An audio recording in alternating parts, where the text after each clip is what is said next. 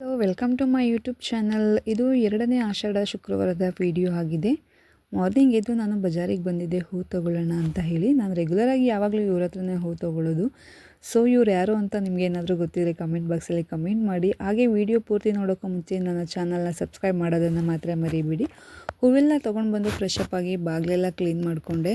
ಅದೇನಂತ ಗೊತ್ತಿಲ್ಲ, ಆಷಾಢ ಶುಕ್ರವಾರ ಅಂತಂದರೆ ಹೆಣ್ಮಕ್ಳಿಗೆ ಏನೋ ಒಂಥರ ಖುಷಿ ಸಂತೋಷ ಸಿಗುತ್ತೆ. ನಮಗೆ ಅಂತ ಅಲ್ಲ, ಆಲ್ಮೋಸ್ಟ್ ಪ್ರತಿಯೊಂದು ಹೆಣ್ಣು ಮಕ್ಕಳಿಗೂ ತಾಯಿ ಚಾಮುಂಡೇಶ್ವರಿನ ಪೂಜೆ ಮಾಡೋದ್ರಲ್ಲಿರುವಂತಹ ಖುಷಿಯ ಸಂತೋಷ ನೆಮ್ಮದಿ ಬೇರೆ ಯಾವುದ್ರಲ್ಲೂ ಸಿಗಲ್ಲ ಅನ್ಸುತ್ತೆ. ನಾವು ಎಷ್ಟೇ ದೇವ್ರುಗಳನ್ನ ಪೂಜೆ ಮಾಡಿದ್ರೂ ಸೊ ಸ್ಪೆಷಲ್ಲಾಗಿ ಆಷಾಢ ಶುಕ್ರವಾರ ಆಗಿರ್ಬೋದು, ಕಾರ್ತಿಕ್ ಸೋಮವಾರ ಆಗಿರ್ಬೋದು, ಶ್ರಾವಣ ಆಗಿರ್ಬೋದು, ಆ ದೇವರುಗಳಿಗೆ ಸ್ಪೆಷಲ್ಲಾಗಿ ಪೂಜೆ ಮಾಡೋದು ಅಂತಂದರೆ ಏನೋ ಒಂಥರ ಸಂತೋಷ ನೆಮ್ಮದಿನ ಕೊಡುತ್ತೆ. ಶುಕ್ರವಾರ ಅಂತ ಹೇಳಿ ಆಷಾಢ ಬರ್ತಿದ್ದಂಗೆ ತುಂಬ ಜನ ಉಪ್ಪಿನ ದೀಪನ ಹಚ್ತಾರೆ. ನಾನು ಕೂಡ ಪ್ರತಿ ವರ್ಷ ಉಪ್ಪಿನ ದೀಪನ ಹಚ್ತೀನಿ, ಮರೆಯೋದಿಲ್ಲ. ನನಗೆ ಉಪ್ಪಿನ ದೀಪ ಹಚ್ಚೋಕ್ಕೆ ಸ್ಟಾರ್ಟ್ ಮಾಡಿದಾಗಿಂದ ನನ್ನ ಲೈಫಲ್ಲಿ ಏನೋ ಒಂಥರ ಪಾಸಿಟಿವ್ ಎನರ್ಜಿ ಆಗಿರ್ಬೋದು, ನನ್ನ ಮನಸ್ಸಲ್ಲಿ ಪಾಸಿಟಿವ್ ಎನರ್ಜಿ ಆಗಿರ್ಬೋದು ಯಾವಾಗಲೂ ಇದ್ದೇ ಇರುತ್ತೆ. ಸೊ ಇವತ್ತು ದೇವರು ಕಷ್ಟ ಕೊಟ್ಟರೆ ನಾಳೆ ಸುಖ ಕೊಟ್ಟೇ ಕೊಡ್ತಾನೆ. ಹಾಗಾಗಿ ಇವತ್ತು ಏನೇ ಪ್ರಾಬ್ಲಮ್ ಇದ್ರೂ ನಾವು ಯಾವತ್ತೂ ದೇವರನ್ನು ಬಿಟ್ಕೊಡ್ಬಾರ್ದು. ಸೊ ದೇವರು ಅಂತ ಅಂದರೆ ಅದೇನೋ ಒಂಥರ ನನಗಂತೂ ಸಂತೋಷ ಆಗುತ್ತೆ. ಹಾಗಾಗಿ ನಾನಿಲ್ಲಿ ಉಪ್ಪಿನ ದೀಪನ ರೆಡಿ ಮಾಡ್ಕೊಳ್ತಾ ಇದ್ದೀನಿ. ಉಪ್ಪಿನ ದೀಪನ ಹೇಗೆ ರೆಡಿ ಮಾಡ್ಕೊಳ್ಳೋದು ಅಂತ ಹೇಳ್ಕೊಡ್ತೀನಿ ಬನ್ನಿ. ಮೊದಲಿಗೆ ನಾವಿಲ್ಲಿ ಒಂದು ಪ್ಲೇಟ್ನ ತೊಗೋಬೇಕು. ಮಣ್ಣಿನ ಪಾತ್ರೆ ಆದರೂ ಆಗಿರ್ಬೋದು ಅಥವಾ ಸ್ಟೀಲ್ ಪಾತ್ರೆ ಆದರೂ ಆಗಿರ್ಬೋದು. ಸೊ ನಾನಿಲ್ಲಿ ಸ್ಟೀಲ್ ಪ್ಲೇಟನ್ನು ಯೂಸ್ ಮಾಡಿದ್ದೀನಿ. ಮೊದಲಿಗೆ ಸ್ಟೀಲ್ ಪ್ಲೇಟಿಗೆ ನಾವಿಲ್ಲಿ ನೀಟಾಗಿ ಅರಿಶಿನ ಸವರ್ಕೋಬೇಕು. ಅರಿಶಿನ ಸವರ್ಕೊಂಡು ನಮ್ಮ ಕೈಯಲ್ಲಿ ಒಂದು ಇಡಿಯಷ್ಟು ಉಪ್ಪನ್ನು ಪ್ಲೇಟಿಗೆ ಹಾಕ್ಕೋಬೇಕು. ಅದಾದಮೇಲೆ ಸ್ವಲ್ಪ ಅರಿಶಿನ ಕುಂಕುಮನ ಹಾಕಿ ಒಂದು ದೀಪಕ್ಕೆ ನೀಟಾಗಿ ಅರಿಶಿನ ಕುಂಕುಮ ಎಲ್ಲ ಹಿಕ್ಕೊಂಡು ಉಪ್ಪಿನ ಮೇಲೆ ಇಟ್ಟು ಅದಕ್ಕೆ ಅರಿಶಿನ ಕುಂಕುಮ ಹಾಗೆ ಒಂದು 4ರಿಂದ 5 ಕಾಳು ಅಕ್ಷತೆ ಕಾಳು ಮತ್ತು ಒಂದು ಸ್ವಲ್ಪ ಹೂವನ್ನ ಹಾಕಬೇಕು, ಅಥವಾ ಒಂದು ಹೂವನ್ನಾದರೂ ಹಾಕ್ಬೋದು. ಅದಾದಮೇಲೆ ಮತ್ತೆ ಇನ್ನೊಂದು ದೀಪನ ತೊಗೊಂಡು ಅದಕ್ಕೆ 2 ಬತ್ತಿನ ಮಾಡ್ಕೋಬೇಕು. ಅದಕ್ಕೂ ಮೊದಲಿಗೆ ನಾವಿಲ್ಲಿ ಅರಿಶಿನ ಸವರ್ಕೋಬೇಕು. ಅದಾದಮೇಲೆ ಅರಿಶಿನ ಕುಂಕುಮ ಇಕ್ಕಿ ಆ ದೀಪ ಕೂಡ ರೆಡಿ ಮಾಡ್ಕೋಬೇಕು.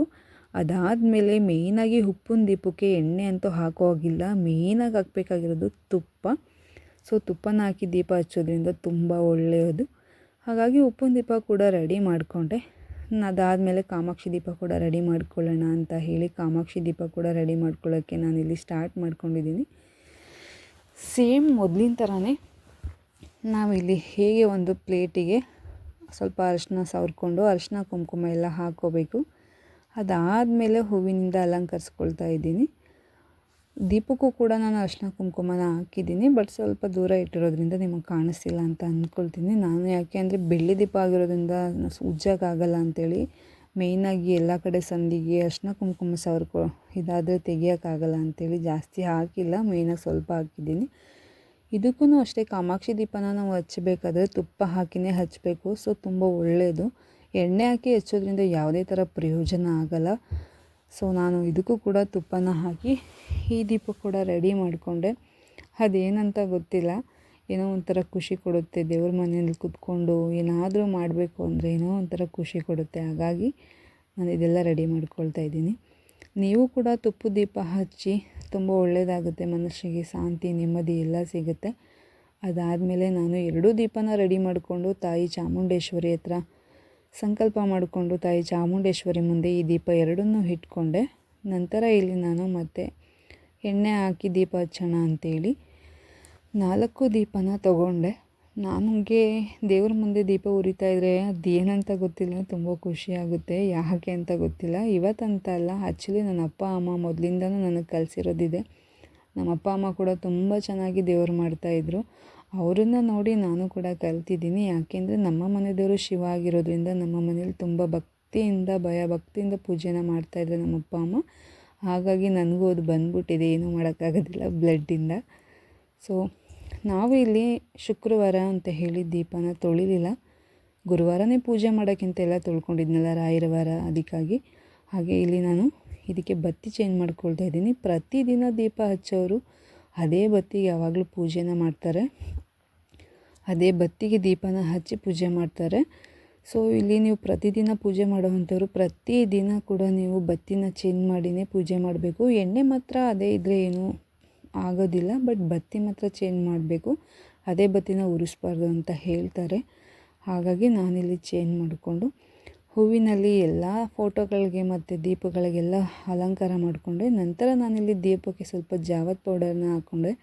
ಯಾಕೆ ಅಂದರೆ ಆ ಒಂದು ಪೌಡರ್ ಮನೆ ಒಳಗಡೆ ಎಂಥ ಪರಿಮಳ ಬೀರುತ್ತೆ ಅಂದರೆ ಘಮ ಘಮ ಘಮ ಅಂತ ಇರುತ್ತೆ. ದೇವಸ್ಥಾನಕ್ಕೆ ಹೋಗಿ ಬಂದೆ ಅನ್ನೋ ಥರ. ಫೈನಲಿ ನಾನಿಲ್ಲಿ ಪೂಜೆ ಎಲ್ಲ ರೆಡಿ ಮಾಡ್ಕೊಂಡು ಪೂಜೆ ಕೂಡ ಮುಗಿಸ್ಕೊಂಡು ಬ್ರೇಕ್ಫಾಸ್ಟ್ ಕೂಡ ತಿಂದ್ಕೊಂಡು ಪಾತ್ರೆ ಎಲ್ಲ ಇತ್ತು ಅಂತೇಳಿ ವಾಶ್ ಮಾಡಿ ನಂತರ ಲ್ಯಾಬಿಗೆ ಬಂದು ಲ್ಯಾಬಲ್ಲಿ ಸ್ವಲ್ಪ ಹೊತ್ತು ಕೂತ್ಕೊಂಡಿದ್ದೆ. ಅದಾದಮೇಲೆ ನಾಮಕರಣಕ್ಕೆ ಹೋಗಬೇಕು ಅಂತ ಹೇಳಿ ಹೊರಟು ದೇವಸ್ಥಾನಕ್ಕೆ ಬಂದು ಪೂಜೆ ಕೂಡ ಮುಗಿಸ್ಕೊಂಡು ಈ ಟೆಂಪಲ್ ಯಾವುದು ಅಂತ ಗೊತ್ತಿದ್ರೆ ಕಮೆಂಟ್ ಬಾಕ್ಸಲ್ಲಿ ಕಮೆಂಟ್ ಆಗಿ. ಅಲ್ಲಿಂದ ನನ್ನ ತಮ್ಮನ ನೋಡೋಣ ಅಂತ ಬಂದೆ. ಅವನು ಸಿಕ್ತಾ, ಅವನು ಕೊನೆಗೆ ಮಾತಾಡಿಸ್ಕೊಂಡು ಪಾಪನ ಮಾತಾಡಿಸ್ತಾ ಇದ್ದೆ. ಬಟ್ ಪಾಪನ ಎತ್ಕೊಳ್ಳೋಣ ಅಂತ ಟ್ರೈ ಮಾಡಿದೆ. ಬಟ್ ಆದರೆ ಅವನು ಹೊಸ ಮಕ್ಕ ಅಲ್ವಾ, ಹಾಗಾಗಿ ಬರಲಿಲ್ಲ. ಕೊನೆಗೂ ಪಾಪುಗೆ 1 ವರ್ಷದ ಬರ್ಡೇ ಅಂತ ಹೇಳಿ ಕೇಕೆಲ್ಲ ಕಟ್ ಮಾಡಿ ಊಟ ಕೂಡ ಹಾಕಿದ್ರು. ಊಟ ಎಲ್ಲ ಮುಗಿಸ್ಕೊಂಡು ವಾಪಸ್ ಬರುವಾಗ ಮಳೆ ಕೂಡ ಬರ್ತಾ ಇತ್ತು. ಬಂದು ಮನೆಗೆ ತಲೆನೋಯ್ತಿದೆ ಅಂತೇಳಿ 1 ಲೋಟ ಕಾಫಿನ ಕುಡಿದು ಊಟ ಕೂಡ ಮಾಡಲಿಲ್ಲ, ಹಾಗೆ ಮಲ್ಕೊಂಡೆ. ಇಷ್ಟೇ ನನ್ನ ದಿನಚರಿ. ವಿಡಿಯೋ ಇಷ್ಟ ಆಗಿದ್ರೆ